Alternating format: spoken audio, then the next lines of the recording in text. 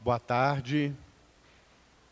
Meu nome é Rogério Faria Tavares, eu sou jornalista, moro em Belo Horizonte, atualmente presido a Academia Mineira de Letras, uma instituição fundada em Juiz de Fora em 1909 para promover a literatura e a língua portuguesa.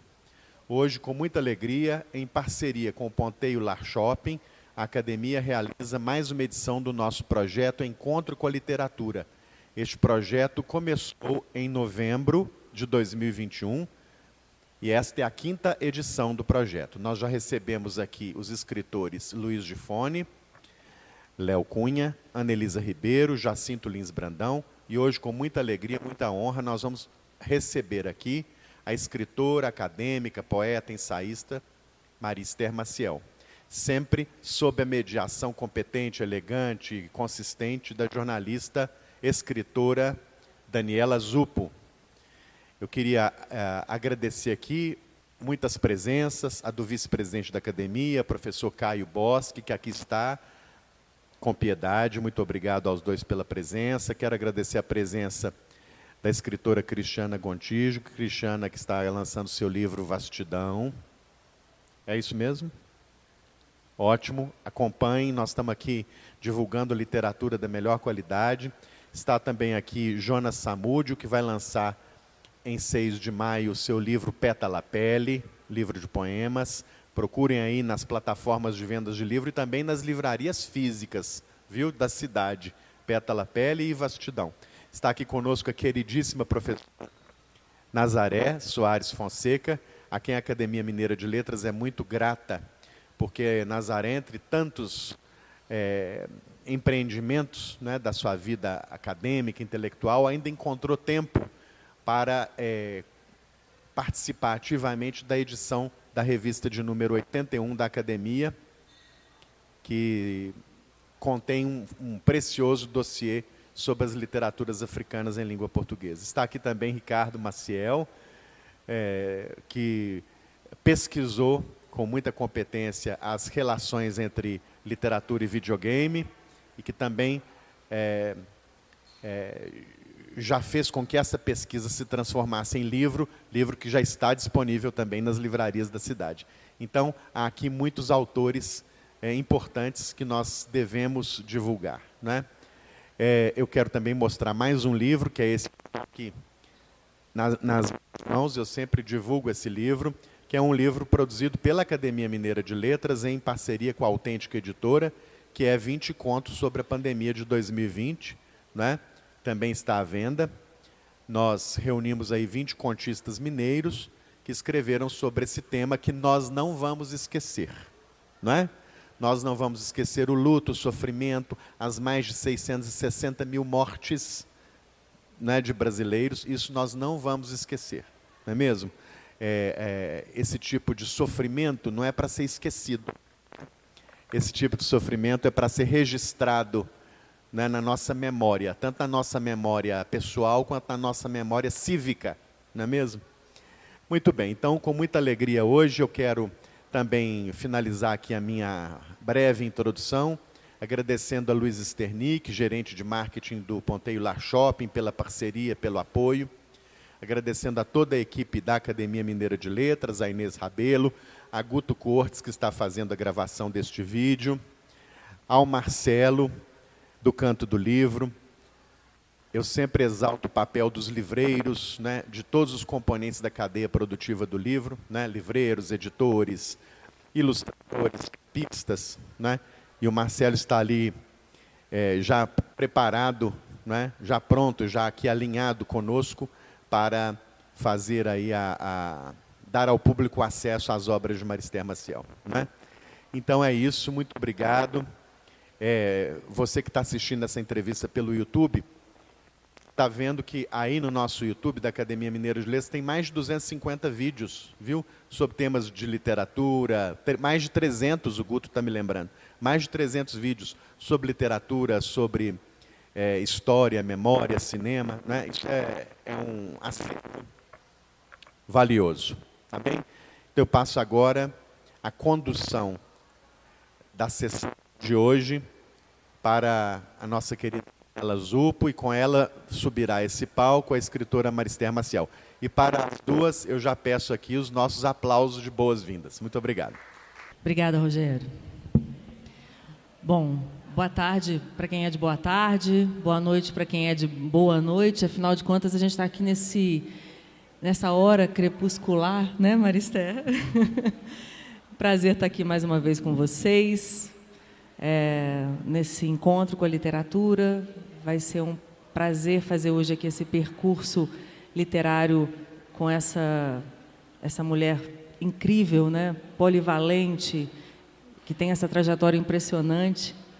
Prazer para mim estar conduzindo essa conversa, e também já dou aqui boa tarde, bom dia, boa noite a quem nos assiste depois no YouTube, a qualquer horário e a qualquer momento, né? Estou lá onde me invento e me faço. De giz é meu traço, de aço o papel. Esboço uma face a régua e compasso, é falsa. Desfaço o que fiz, retraço o retrato, evoco o abstrato, faço da sombra minha raiz. Farta de mim, afasto-me e constato, na arte ou na vida, em carne, osso, lápis ou giz, onde estou não é sempre, e o que sou é por um triz. Marister Maciel, que é poeta, ensaísta, ficcionista e professora de literatura da UFMG e da Unicamp, publicou vários livros em diferentes gêneros literários, como Triz, poesia, A Memória das Coisas, ensaios, finalista do Prêmio Jabuti, o livro de Zenóbia, prosa, poesia, finalista do Prêmio Portugal Telecom, o livro dos nomes, ficção, menção especial do Prêmio Casa de las Américas e finalista dos principais prêmios literários brasileiros, A Vida ao Redor, crônicas, Literatura e Animalidade, ensaio, e Longe, aqui, poesia incompleta. Lançou em 2021 Pequena Enciclopédia de Seres Comuns pela editora Todavia. É membro da Academia Mineira de Letras e dirige a revista Olímpio, Literatura e Arte. Prazer estar aqui com você, Marister Maciel. Prazer é todo meu. É um prazer também receber amigos tão queridos.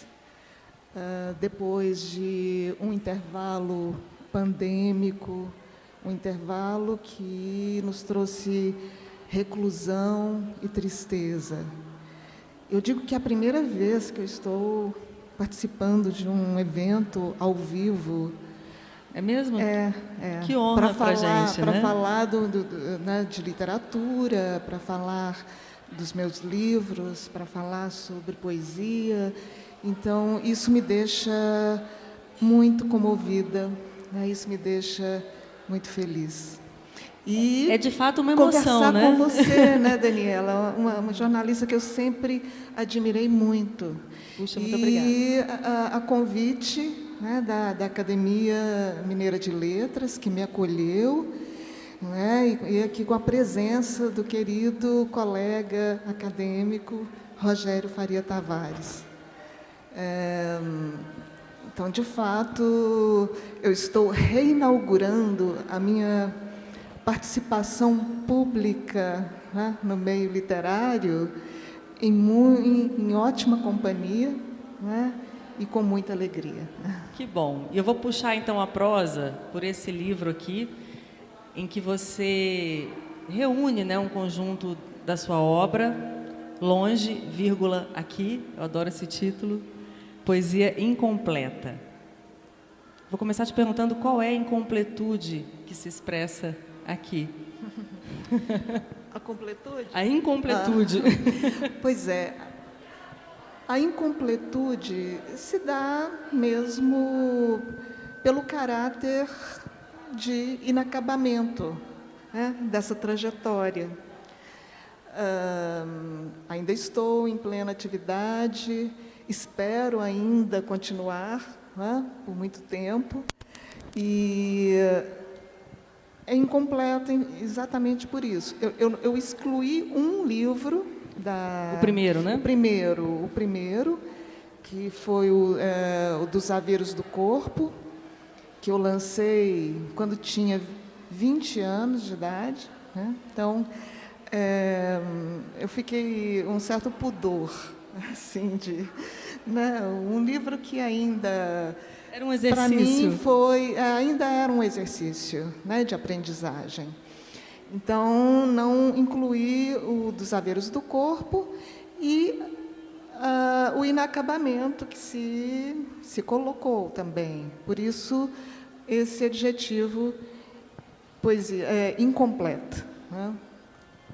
Eu sempre penso que organizar um conjunto de uma obra para o autor, né, obviamente faz com que ele reveja a sua obra, mas não apenas rever assim, o que não é pouco, né, rever apenas no sentido da produção poética, mas no sentido assim da sua própria relação com ela e com a literatura, com a poesia, no caso. Como é esse olhar para você? O que mudou na sua produção poética, na sua relação com a poesia, o que permanece lá? Bem, ao organizar esse livro, eu incluí alguns poemas que tinham ficado de fora dos livros originais. E acrescentei também passagens de hoje, né, em alguns livros já antigos. Quer dizer, o mais antigo é o Tris, né, de 1998. Mas incluí também um livro novo, inédito, que foi escrito em 2019, numa espécie de retorno à poesia, porque eu fiquei muito tempo sem escrever, né? Foi um tempo difícil, com muitos reveses na minha vida, e eu só pude retomar, de fato, o meu trabalho criativo depois que eu me mudei de casa, fui para um espaço completamente diferente, né, e passei a conviver com seres não humanos que me fizeram muito bem, como as plantas, como os bichos, né, os insetos. Então, tudo isso provocou em mim um desejo de retomada, um desejo, né, de voltar ao território da poesia. Então, foi quando eu escrevi o livro das Sutilezas, né, que abre esse volume, Longe Aqui. Então, ficou muito do que eu escrevi, não é, em tempos anteriores, mas eu pude imprimir, né, uma nova dicção, né, na minha poesia, pude reconstituir alguns textos, pude remanejar esse conjunto. Então, por isso, longe aqui, né, mesmo o que está longe temporalmente, se reinventa no aqui e agora, né, da minha vida. Eu acho esse título em si mesmo já um poema, né? Eu acho ele uma escolha muito feliz. E aí vale uma curiosidade, você falou do livro dos nomes, né? O livro das sutilezas, e a gente tem aqui o livro das sutilezas, o livro de Zenobe, você tem também o livro dos nomes, que não está aqui, né? Uhum. Tem alguma relação entre os seus livros assim, denominados livros? Pois é curioso esse meu apreço, né, pela palavra livro nos títulos das obras que eu escrevo. Mas eu acho que isso se deve muito a uma formação, a minha formação, sabe, a minha admiração pela literatura, né, medieval, renascentista, em que o nome livro sempre aparece. Eu sempre fui muito fascinada, né, por enciclopédias, por livros de de história natural, livros sobre plantas, vidas de santos. Quer dizer, tudo isso, de alguma forma, incide, né, nessa minha opção pela palavra livro nos meus títulos. Tá? Que é uma tradição, né? É uma tradição literária, é bíblica, inclusive, né? Ela é muito, muito antiga. E eu já estou, inclusive, com um outro livro pronto, que deve sair no ano que vem. Outro livro, né? Chamado Livro das Coisas. Estou procurando aqui o anexo com as várias listas. Pois é. Que é eu particularmente aí já quero falar desse seu apreço pelos sistemas de classificação, listas, enciclopédias, catálogos. Estou procurando aqui. Está no Zenóbia. Acha aí para a gente, por favor. Eu acho que é no finalzinho, né? Está no final da Zenóbia. Aqui, olha, está na página 190. 199. Então, vamos lá. Como anexo do livro do Zenóbia. E aí você coloca várias listas, né? Aves em perigo, temperos e ervas de cheiro, cidades raras, e tem um que eu particularmente achei super interessante, que é de palavras preferidas. E aí tem, por exemplo, oblíquo, rúcula, volúpia, fluxo, cardume, restinga, aleluia. Estou lendo aqui aleatoriamente. Sopro, insosso, umas palavras curiosas, né? Assim, que você não imagina que possam ser palavras preferidas. Azul, arara, letra, palavra, êxtase, elipse, água, vinagre. São várias palavras preferidas. Isso já achei curiosíssimo, fiquei muito tentada a fazer as minhas próprias listas. Eu, particularmente, também tenho mania de listas. E queria falar com vocês um pouco sobre esse seu interesse por esses sistemas de classificação, que está na sua pesquisa acadêmica, está na sua pesquisa literária, está na sua literatura, que é interesse, né, Maria Esther, mas é pulsão também, não é? Sim, é interesse, pulsão e paixão. Só isso? Porque desde muito cedo eu gostei de fazer listas, né? Eu comecei a fazer listas na adolescência, né? Quando criança, e fazer coleções também quando criança. Né? Minha coleção de vidrinhos de remédio, por exemplo, de vidrinhos que eu transformei em alunos. Você dava aula para os vidrinhos de remédio? Eu dava aula para os vidrinhos de remédio. Tudo que eu aprendia na pré-escola, eu ensinava para os meus alunos vidrinhos. E cada um tinha um nome, cada um tinha uma história, cada um tinha um comportamento, né, como aluno, eu fazia boletins para eles. Então, tudo isso. A professora já estava lá? A professora já estava lá. Desde é interessante porque todas as suas facetas começam muito cedo. Você já lia livros e resenhava. Isso. Você já escrevia poesia desde muito cedo. O ato de contar histórias também surgiu nesse momento das aulas aos vidrinhos, porque eu dava aula para eles e, à noite, eu os colocava na minha cama, perto da minha cama, e contava histórias para eles. Né? Então, o ofício de professora, né, se manifestou assim, né, de uma maneira muito intrinsecamente ligada ao meu gosto por contar histórias também, né, a minha paixão pela literatura. Então, essas listas vieram, né, com o livro de Zenóbia.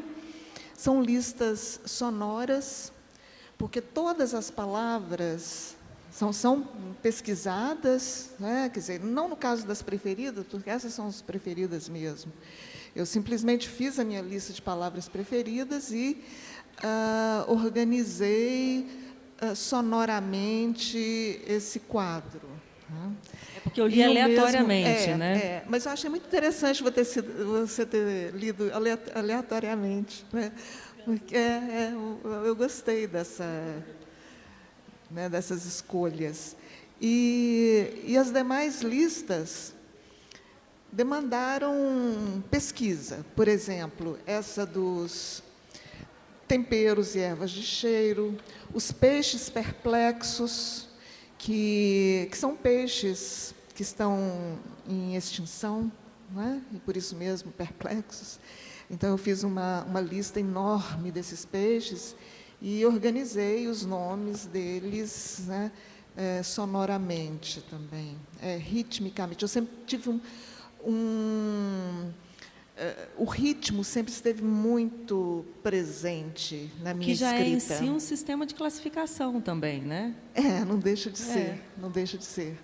Claro que eu me valho, né, do abecedário em vários dos meus livros, de verbetes, que apontam para essa taxonomia, para esse fascínio pelos sistemas de classificação, mas também há esse outro lado lúdico, sabe?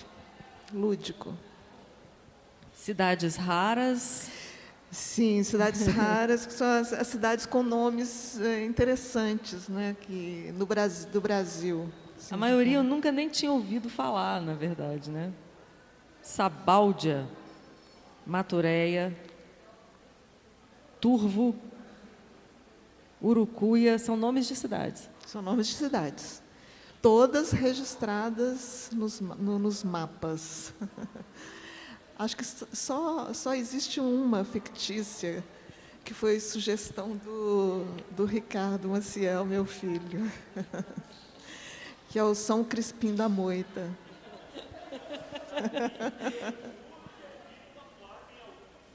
Mas nunca ninguém encontrou, ficou só nessa placa registrada na sua memória, desculpa. Isso. Foi a única cidade inventada. Cidade inventada. E você tem uma lista preciosa de livros de cabeceira também, né? Que são ótimas dicas, aliás. Eu convido todo mundo que está aqui e que está nos assistindo depois a fazer as suas listas. É um exercício incrível esse, de memória, né? É um exercício poético.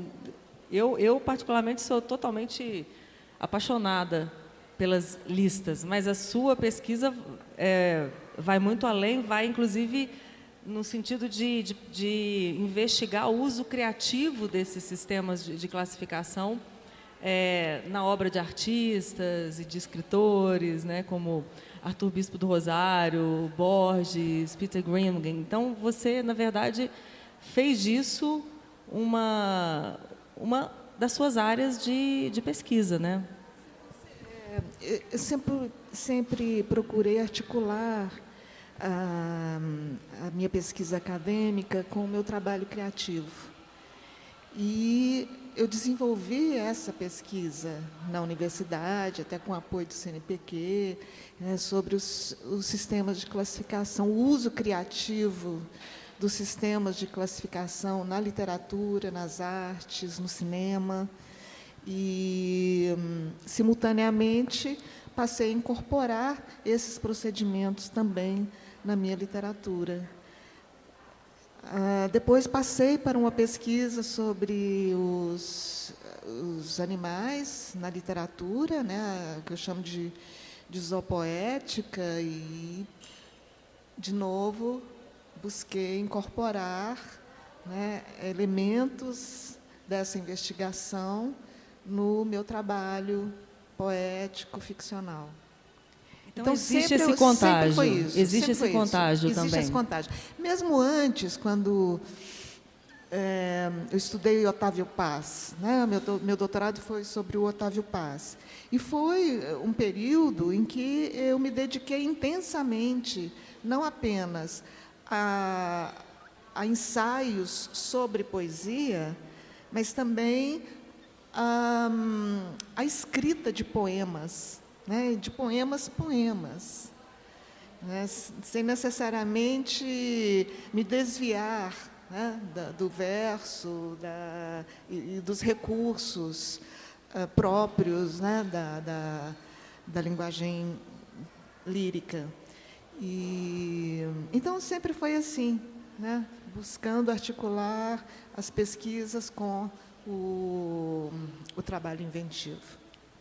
Você falou dos animais, né? Eu queria aproveitar para falar também desse livro que você também vai estar autografando aqui hoje, Pequena Enciclopédia. Estamos falando aqui também dos sistemas de classificação, né?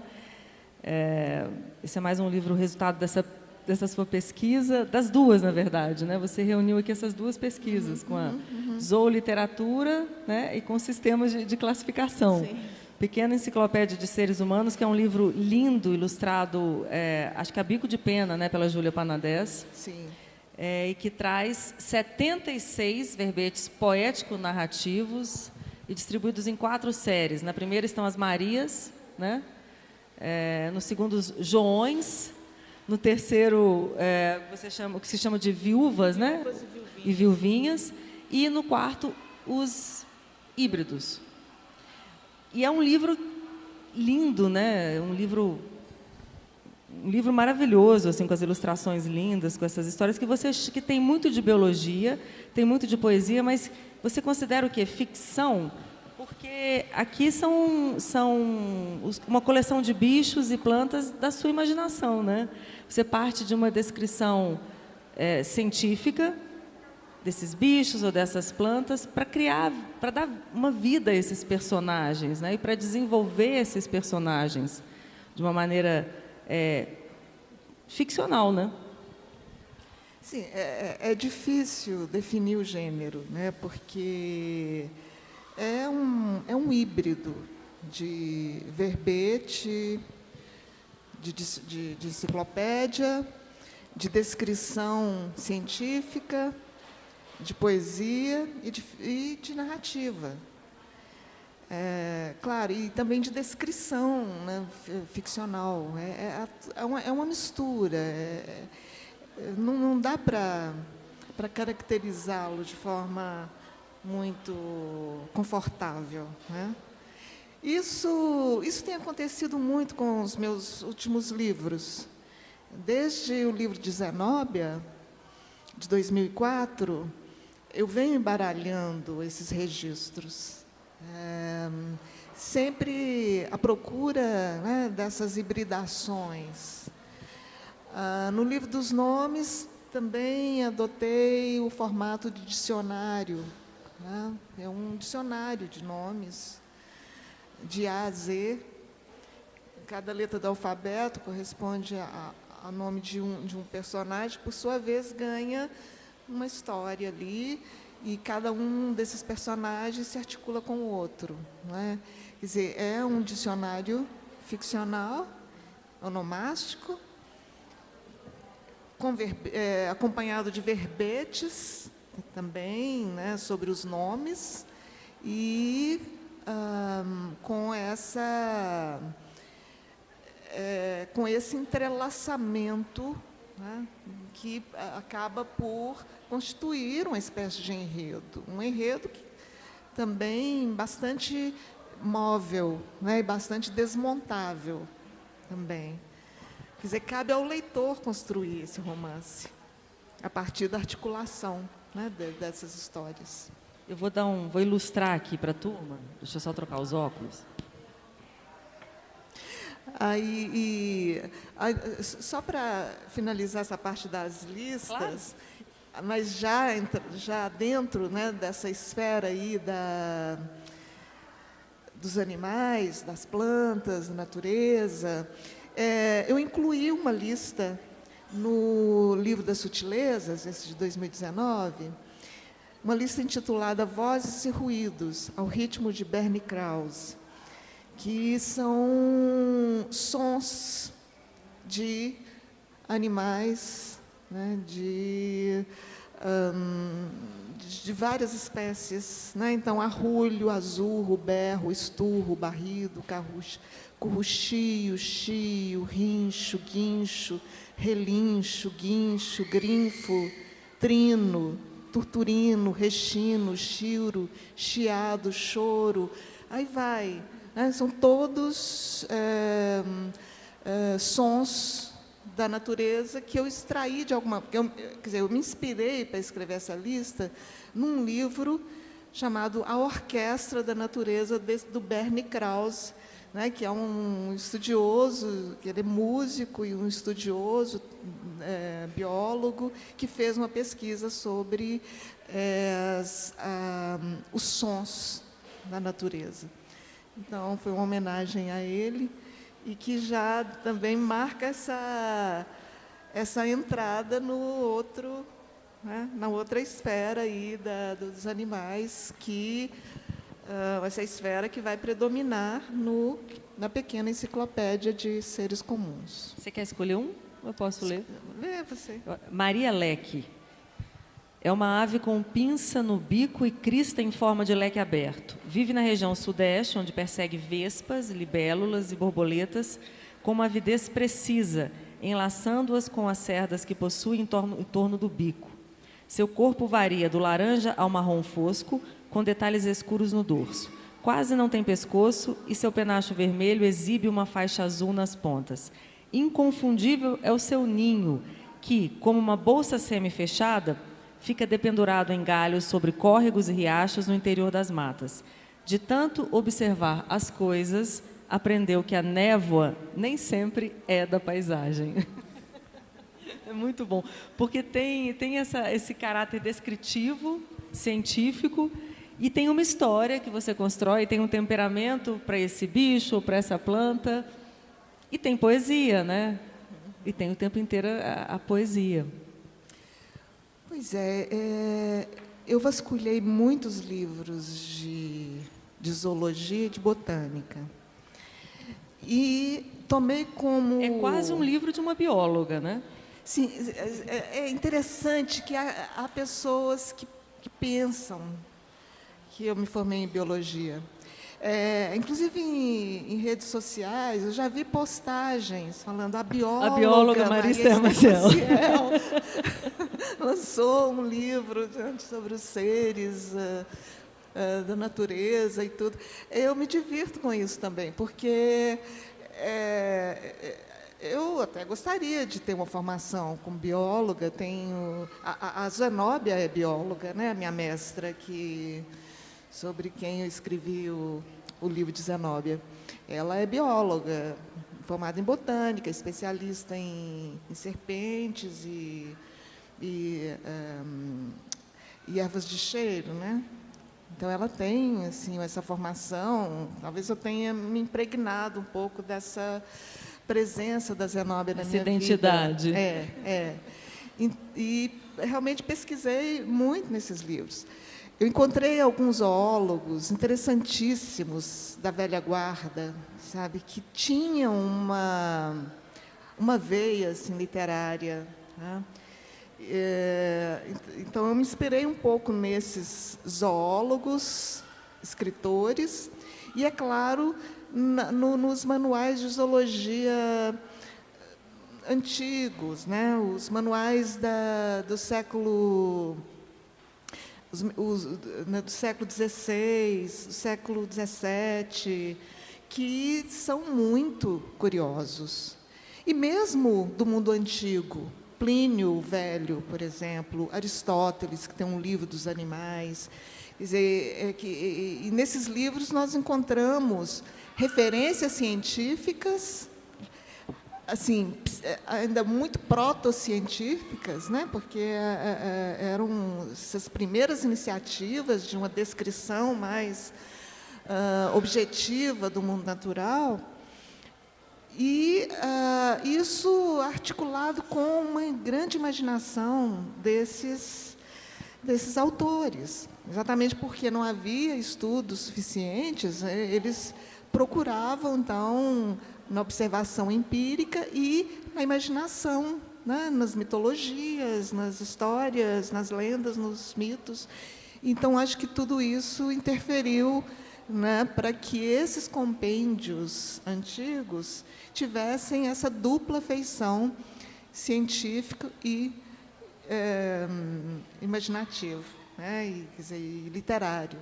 Então, eu me inspirei também um pouco nesses compêndios antigos de botânica e zoologia, mas também atenta, né, às descobertas científicas contemporâneas, né? Porque, mais do que nunca, hoje, sabe-se das potencialidades dos animais, de plantas também, né, em vários campos, né, de cognição, de habilidades artísticas, de habilidades, quer dizer, de toda espécie, de todo tipo, né? Existe Quer uma dizer, revisão desse uma lugar, revisão né? desse lugar, né, de sentimentos, de expressão, de comportamento, de inteligência, né, até mesmo de imaginação. Então, eu procurei me valer também, né, dessas pesquisas que atestam essas faculdades que, por muito tempo, foram atribuídas exclusivamente aos humanos, mas que também estão presentes em várias espécies de animais.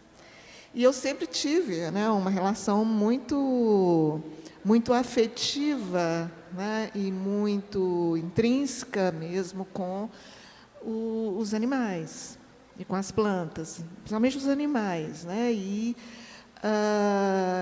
tudo isso que se diz hoje como descoberta, né, eu já percebia. Eu acho que todo mundo que tem essa convivência próxima com os bichos, né, seja em fazenda, seja na vida doméstica e tal, todo mundo sabe, né, da inteligência, da sensibilidade, né, das habilidades que esses seres têm. Então, eu procurei me valer disso também no livro. Tanto que algumas pessoas falam, alguns seres aí são muito humanizados. Eu falei, olha, é inevitável que sejam. Primeiro, porque quem escreve é uma humana, né? Segundo, que muitas dessas faculdades que aparecem nos seres aqui do livro foram convencionalmente associadas à espécie humana, né? Então, ou eles são humanizados pelo fato de as faculdades que eles apresentam, né, terem serem consideradas humanas, né, até hoje, por muita gente, também porque é a percepção de uma humana de animais de alteridades que são também insondáveis na sua interioridade, né? A ciência dá conta de pesquisar aspectos anatômicos, aspectos de comportamento, enfim, né, vários elementos aí da vida desses seres.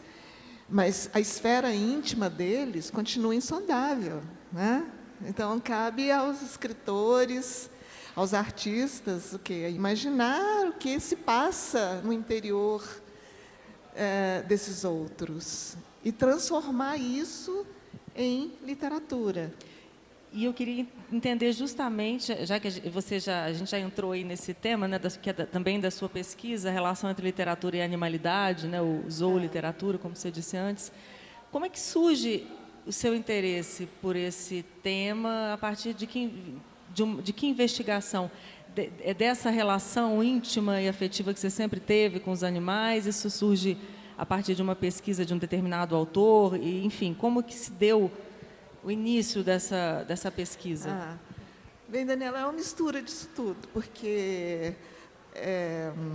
essa minha relação com os animais, que sempre existiu, né, sempre existiu e sempre me motivou muito, mas ela só se transformou numa pesquisa depois que eu passei pelaquela investigação sobre os sistemas de classificação do mundo e da natureza. Porque houve um momento em que, inevitavelmente, eu tive de me voltar para as enciclopédias, né, antigas. E essas enciclopédias antigas são muito voltadas para essas descrições de animais, né, de plantas, de tudo. Plínio Velho, né, o próprio São Isidoro de Sevilha, que também escreveu uma enciclopédia, uma parte enorme sobre animais, sobre plantas. Então, tudo isso me conduziu, né, a essa pesquisa. Então, ter entrado, né, nessas enciclopédias te levou a essa outra pesquisa? Me levou, fez reacender em mim o antigo desejo de me dedicar aos animais na literatura, né? E a partir de quando? Existe um marco assim? A partir de quando os animais frequentam a literatura? Dá para a gente estabelecer assim um marco inicial vou chamar de zooliteratura, mas acho que podemos falar assim, né? Podemos falar assim. Existe um marco inicial ou desde sempre estava lá? Isso foi a maneira de representar? Sim, desde que foi sempre mudando. Falo que a história da literatura se confunde com a história dos animais na literatura, né? Porque é mesmo desde tão antigo assim. É muito antigo, assim. E que remonta aos mitos, que remonta à Bíblia, remonta a todas, né, ao mundo pré-histórico também, as representações dos animais nos desenhos. Então, quer dizer, isso é muito antigo. Agora, é claro que na área, quer dizer, no campo da escrita, né, nós podemos demarcar no mundo ocidental, né, na antiguidade clássica. Né? Quer dizer, então, existe esse marco.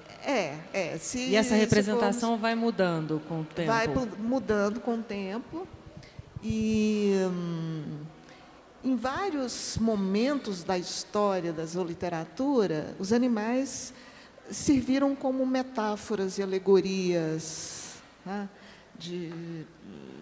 a serviço do humano, né, para representar valores humanos, representar edificantes, né, mensagens edificantes. Sempre com as fábulas, né? As fábulas. As fábulas ainda tem uma mistura aí, né? Quer dizer, os animais estão lá, eles estão lá, né, como animais também, mas eles estão lá representando algo que os ultrapassa, né? Exatamente porque deles, né, do comportamento deles, da relação deles com outros animais, com os humanos, e disso tudo é extraído uma moralidade, né? É extraído um conjunto de princípios edificantes, né, a serviço mesmo da humanidade. Depois houve uma cisão, né, assim, uma certa recusa da animalidade do humano, não é? Na literatura. Não na literatura, mas na filosofia, na ciência. Na tradição filosófica, né, mesmo.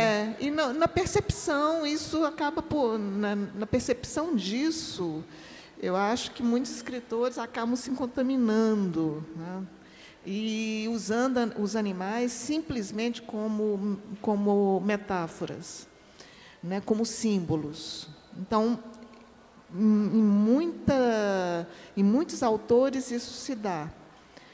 Mas com a crise dessa visão, sobretudo depois de Darwin, né, que mostrou as origens animais do humano, eu acho que a própria literatura passou a reconfigurar os animais na ficção, na poesia, tomando-os como seres com uma presença efetiva, com os seus próprios, suas próprias inquietações, sua própria visão de mundo, ou seja, enquanto sujeitos. Subjetividade, né? Enquanto sujeitos. E eu acho que a literatura moderna, né, passou, então, a mostrar os animais como sujeitos, né? E os animais passaram a ser animais, e não mais seres, né, para representar aquilo que escapa a eles mesmos. E a gente tem o grande exemplo, inevitável, eu sei que é um lugar comum, mas a gente pensa no Kafka, né? Kafka foi um marco aí nessa virada zooliterária, né? Ao embaralhar os limites entre humanidade e animalidade e evidenciar o que há de animal no próprio humano. É um resgate da animalidade que nos habita, né? Então, eu acho que eu busquei explorar isso de alguma forma, ficcionalmente, poeticamente, nesse livro, e tenho buscado, né, também em outros textos, não necessariamente ficcionais, né? Quer dizer, eu tenho buscado evidenciar essas questões, né? Porque eu acho que estão muito presentes, mais do que nunca hoje na nossa vida. Eu acho que existe uma mudança mesmo, né, de entendimento, que é muito significativa, né? Sim. Não só nesse lugar de um olhar mais compassivo, mas de um entendimento da complexidade, do pensamento animal. Sim. Que foi ignorado por muito tempo em oposição ao humano. Exatamente. Quer dizer, homem ser racional, animal ser irracional. Né? Tanto que o Coetzee, na Vida dos Animais, deixa isso muito claro, assim, que se pensamento animal houver, né, cabe à poesia mostrar esse pensamento. Exatamente porque a poesia, os poetas atuam com os sentidos e a imaginação, essa e não apenas se manifesta, a racionalidade. Né? Então, pelos sentidos e pela imaginação, é possível extrair essa animalidade, né, e trazer para a literatura.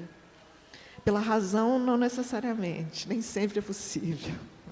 Eu ia te perguntar qual o lugar do animal na escrita poética. Está aí, né, a resposta. Eu acho esse tema fascinante, mas quero falar de outras coisas também. Quero abrir aqui a palavra também, caso alguém tenha alguma pergunta para Marister Maciel, porque a gente já está caminhando aqui para a reta final da conversa. E eu queria falar, saindo um pouquinho da sua literatura, mas de um tema que eu acho assim também da maior importância. Não sei se você trouxe, não temos aqui a revista Olímpio, né, da qual você é criadora, editora, uma revista literária que explora não só, né, a literatura, mas também as suas interfaces aí com outras linguagens, com outras artes. E esse, aliás, é o eixo, né, editorial da revista. Você é uma das editoras do projeto, ao lado do Zé Eduardo Gonçalves, do Júlio Abreu e do Maurício Meirelles. Eu queria que você falasse um pouco desse projeto para a gente, que eu acho tão importante, não apenas por resgatar, né, esse papel central da literatura no momento onde os cadernos de cultura, onde tantos projetos literários deixaram de existir, mas também no sentido de posicionar Minas num lugar de origem, né, que é como uma fonte do pensamento literário nacional, que eu acho que é uma revista que coloca, que resgata esse papel da literatura mineira dentro de uma cena nacional, né, levando em consideração essa tradição literária das revistas literárias aqui em Minas. Bem, infelizmente não trouxe o último número da revista Olímpio para... Vocês lançaram recentemente, foi um sucesso, inclusive, o lançamento. Recentemente em Belo Horizonte, em São Paulo. Vamos lançar na próxima semana no Rio de Janeiro. Uma revista que surgiu em 2019 e com esse propósito mesmo de retomar essa tradição mineira das revistas literárias impressas, né, dessas revistas... Papel, gente, papel. Em meio assim, a essa profusão, né, de sites, de revistas eletrônicas, nós procuramos reavivar o impresso, uma revista impressa de literatura de caráter transversal, que toma a literatura como ponto, né, de cruzamento com outras áreas, com outras artes, né, com outros campos do saber. Então, essa é a nossa proposta, a literatura, né, como essa base e como esse ponto de confluência. Esse é o primeiro número. Estamos aqui para mostrar. Esse Obrigada, é o primeiro Marcelo. número. Obrigada. Esse é o primeiro número. Quer dizer, na verdade, a primeira edição do primeiro número saiu num formato diferente, né? Depois, quando nós pudemos contar com a colaboração da editora Miguelin, esse primeiro número foi reeditado, né, com uma nova roupagem, e o número 2 foi lançado, né, já com esse projeto gráfico renovado. E chegamos ao número 3. É uma revista que inclui poesia, narrativas, né, contos, capítulos de livros que ainda vão ser publicados, né, ensaios, entrevistas, perfil. Então, em cada número, nós fazemos o perfil, né, de alguma pessoa influente no mundo das letras, das artes brasileiras. E Minas Gerais aparece mesmo também como esse ponto de confluência. Assim como a literatura é o ponto de confluência, né, de outras artes e outros campos do saber, Minas aparece na revista como esse ponto de confluência de diferentes literaturas de várias partes do Brasil e do mundo.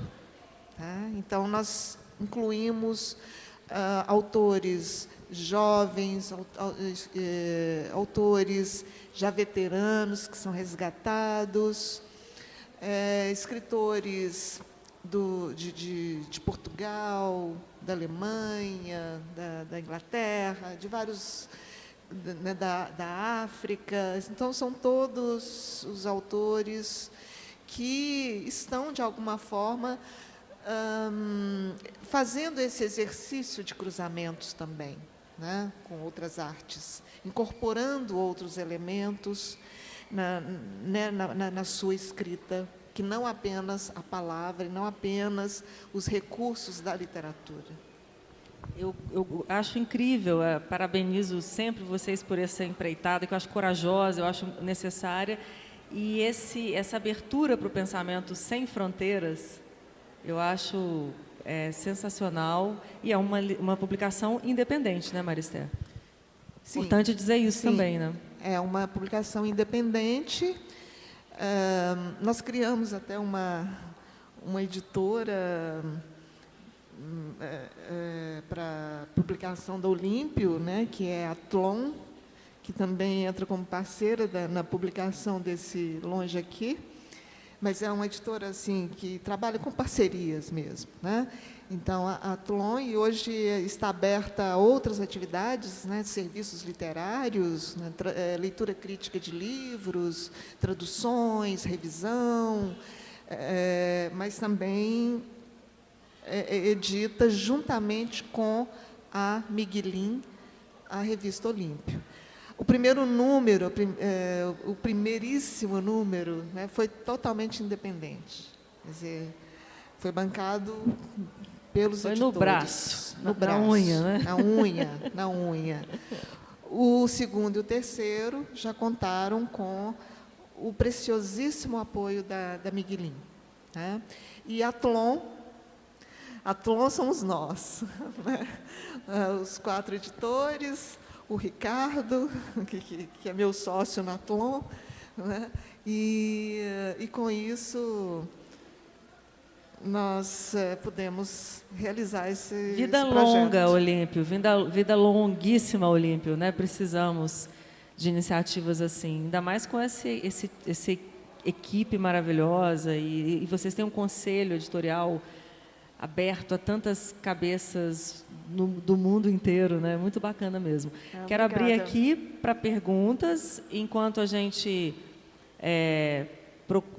aguarda aqui a produção encaminhar o microfone, e já te pergunto dos próximos projetos, Marister Maciel. Tem algum livro aí sendo, um próximo livro sendo pensado, já escrito?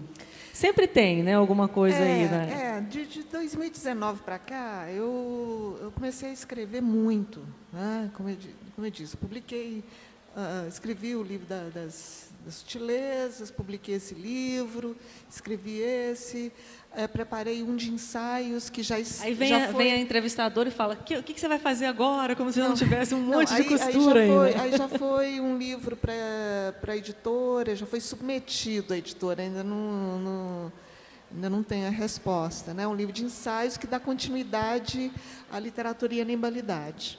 Tá? É um novo livro referente à minha pesquisa acadêmica. E esse romance mesmo, né? Esse não tem esse aspecto mais fragmentado, constelar, né? Da pequena enciclopédia ou do livro dos nomes, não. Esse já é um livro mesmo, em capítulos, que é o livro das coisas, que também já foi enviado a uma editora, já foi aceito e deve sair no próximo ano. E estou agora com o projeto de um novo, só que eu não vou falar sobre ele por enquanto. Não fale. Nós, mineiros, não falamos nunca sobre as coisas antes delas acontecerem, não é verdade? Pois é. E fazemos bem em não falar. Temos pergunta? Boa noite. Marister, meu nome é Fernando Ribeiro. Eu queria primeiro te agradecer pela sua obra. Um depoimento dos últimos 2 anos. Esse livro aqui, o Longe Aqui, foi uma companhia muito importante para mim nesses 2 anos da pandemia. Então, muitas vezes se coloca a pergunta, para que serve a poesia, né? E fica aí uma resposta concreta que eu poderia dar a quem perguntasse, a quem fizesse essa pergunta. Talvez a poesia salve mesmo. E a outra questão é que eu acompanhando seus textos, eu vejo uma confluência muito interessante entre um tema que me parece que perpassa suas obras, que é a música, né? Você sempre trata de Bach a John Coltrane, você trata de música, né? A música está sempre permeando seus textos. E essa virada também para a zooliteratura, né?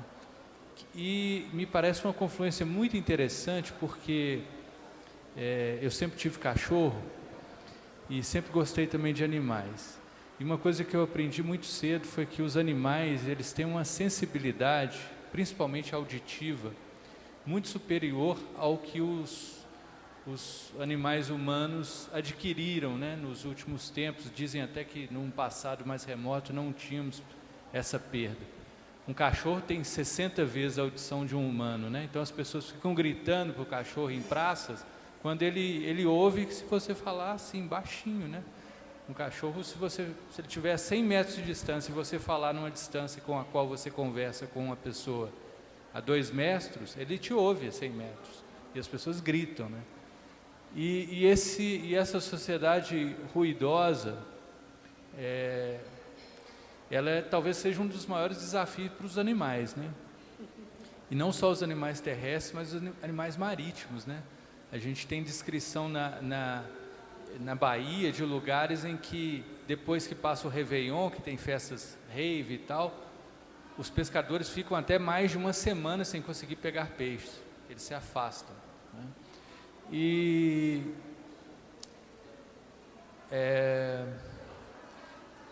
ter essa confluência entre... E me parece que a poesia também é um espaço que depende do silêncio, né? A poesia é um espaço da linguagem que é permeado por silêncios, né? Essa confluência entre os animais e a música, que também depende da pausa, do silêncio, não existe música sem pausa, sem silêncio, ela seria um resgate do silêncio numa sociedade tão ruidosa. E como que isso seria um projeto muito utópico, ou seria um resgate possível mesmo? Muito obrigada, Fernando, pelas palavras gentis, poéticas, né, instigantes. A música, de fato, atravessa o meu trabalho, atravessa a minha vida, embora eu não toque nenhum instrumento, mas eu tenho uma relação muito forte com a musicalidade, né, desde criança. E a poesia chegou a mim pela musicalidade, tá? Eu só escrevo ouvindo música. Eu tenho lá uma playlist chamada Para Escrever. Compartilha com a gente. Compartilho. A música, o poema que eu falo de Bach, o poema que eu falo de Coltrane, todos eles foram, de fato, inspirados pelos compositores, né, pela performance das músicas que me tocaram. E então é muito intensa essa presença. E o silêncio também, paradoxalmente, é fundamental, né, para a minha vida, para o meu processo de escrita. Eu sou uma pessoa que tem realmente uma ligação forte com o silêncio. E os animais, né, como você bem colocou, também estão muito atravessados, né, pelo silêncio. Os cães, os gatos, né, os insetos, embora eles tenham os seus sons, né, e os ruídos realmente incomodam bastante, né, a vida dos viventes que estão aí compartilhando o mundo conosco, e cada vez mais estamos destruindo, né, essa convivência. E isso é lamentável. Os cães também sempre tiveram uma importância medular na minha vida, tá, até hoje. E os pássaros, sobretudo os pássaros livres, os pássaros que me visitam quando eu estou escrevendo, quando começam a cantar no terraço, né, os bem-te-vis que aparecem quando eu menos espero. Então, esses sons também me são caros, né? Eu até tenho uma série de gravações de bem-te-vis. Sempre que aparece, eu começo a cantar, eu gravo, né? Eu tenho assim várias séries de cantos de bem-te-vis, né? E esses cantos também me inspiram. Esses cantos também me trazem algum ritmo, alguma musicalidade para as palavras. É incrível, né? Porque eu sempre morei em apartamento e eu moro há alguns anos em casa. E quando eu percebi o que é acordar, e o primeiro som que você escuta é de um passarinho cantando. Isso muda a sua percepção da realidade, né? Isso muda alguma coisa dentro de você. Isso muda a sua percepção do mundo, né? Você acordar e não escutar uma buzina, ou um grito, ou um barulho de carro, mas sim um canto de pássaro às 5 da manhã. Isso é a poesia entrando na vida, né? Exatamente, exatamente. Bom, depois dessa pergunta e dessa resposta, só me resta ler um poema do livro que te ajudou aí na pandemia, né? A hora e a vez. Chega um dia em que nada é mais o que sempre foi. O sinal pode ser a queda súbita de uma palmeira no teu jardim durante a chuva, ou um inseto dúbio que rompe na prateleira da estante e não consegue saber de onde ele veio ou a que veio naquele instante. E o que é mais inquietante, esse dia limpa todos os outros que vieram antes, como se fosse uma borracha branca sobre a parede suja. Obrigada, Maria Esther Maciel, por essa conversa. Você tem pergunta? Não? Em uma palavra, rapidinho, porque já estamos com o tempo bem estourado, mas acho que a reflexão da Esther a respeito pode ser muito inspiradora para nós. Tem uma expressão cada vez mais usada, né, Esther, que é antropoceno, né? É a era em que ingressamos agora, né? Que é conhecida como a era que se define pelo impacto da presença humana no mundo, na vida, né? E tem um dado alarmante, tem muitos dados alarmantes, né? Mas eu vou escolher só um. Tem um dado alarmante que nos é trazido por um estudo da revista Nature, né? Que diz que em 2020, há 2 anos, pela primeira vez na história, a massa dos objetos construídos pelo homem superou em peso a massa dos seres vivos, né? Pela primeira vez na história tem mais tralha da cultura humana do que o peso de todos os seres vivos que habitam o planeta, né? E, enfim, isso é o que define um pouco o antropoceno, né? É o reinado, né? Do homem e, sobretudo, os impactos desse reinado, né? E eu acredito que a sua literatura circula muito pelo que a gente não vê, né? Pelo que o antropoceno tem impedido que a gente veja, né? Pelo mundo das plantas, pelo mundo dos bichos, pelo mundo daqueles que não têm uma voz tão facilmente ouvida, né? A voz das plantas, dos bichos, a voz da Serra do Curral, né? A voz dos minerais, das serras de Minas, enfim, né? Já são hoje vários os escritores, os artistas, os intelectuais que pregam a necessidade de se desfazer o antropoceno, né? O escritor Ailton Krenak é um dos que fala muito sobre essa necessidade de desfazer o antropoceno, porque senão a gente não vai aguentar mais, né? Me desculpem esse comentário longo, eu queria ouvir só uma palavra de Esther sobre isso, né? Como ela vive nesse mundo de hoje, não é? Marcado por esse reinado aí. Eu vivo com apreensão. Eu vivo com muita inquietude, né? Porque eu percebo uma devastação, eu percebo uma sobreposição, né, dessa massa a que você se referiu, né, no mundo natural, uma sobreposição que acaba por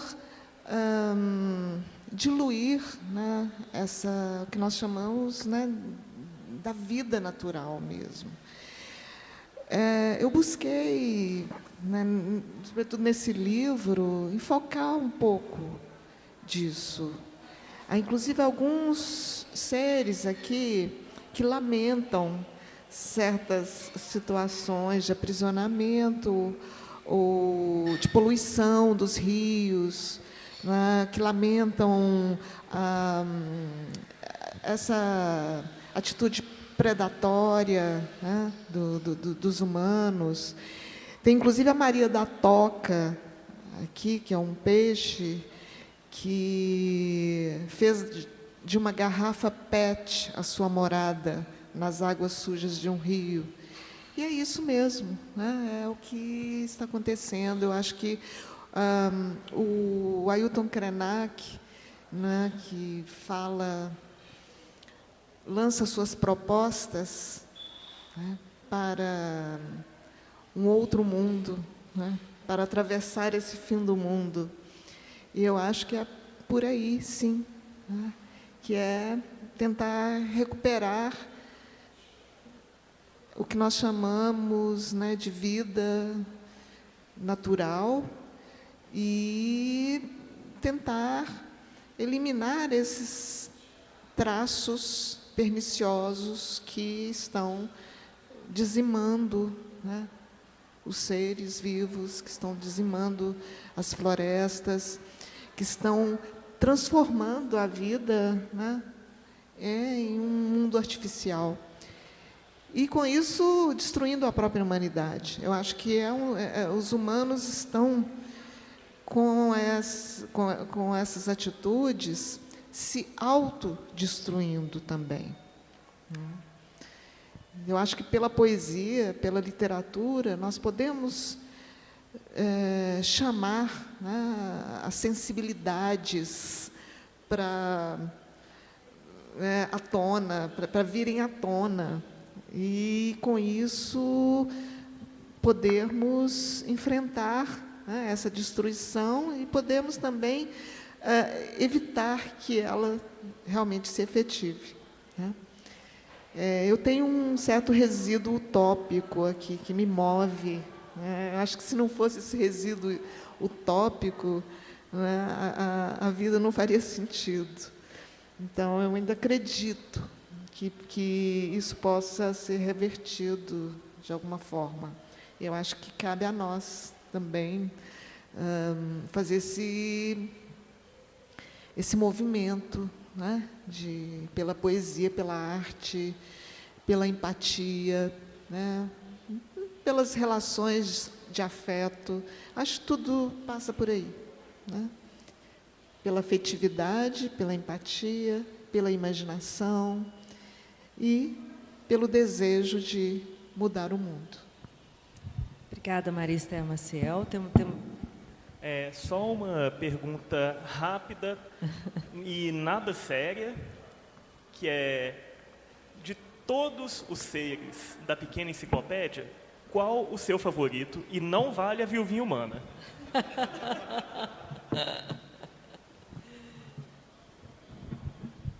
Nossa, Ricardo, que pergunta difícil. É uma boa pergunta. É uma Ninguém te fez essa pergunta ainda, aposto, né? Senão você já tinha a resposta pronta. Vai ter que... Sim, sim.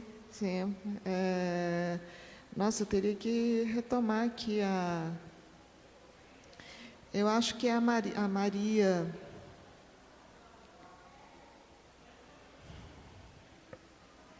Não é a Maria vai com as outras, não.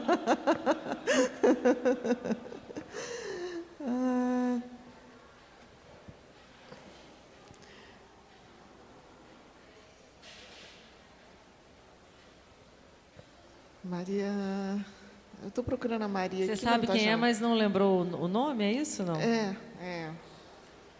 Deixa eu ver se eu te ajudo aqui. Eu li a Maria Leque, né? A Maria Leque, Maria Cavaleira, Maria Faceira, Gorda, Maria Dormida, Farinha, Maria Fedida, Maria Dormideira, Maria Faceira, Cavaleira, Gorda, Maria da Toca, Cabeçuda, a Maria Sem Vergonha, Barulhenta. a Maria Sem Vergonha. Boa. Obrigada a todos vocês pela presença. Obrigada, Maria Esther Maciel, por essa conversa. E convido a todos vocês para a sessão de autógrafos com o autor ali, com o Marcelo. Obrigada.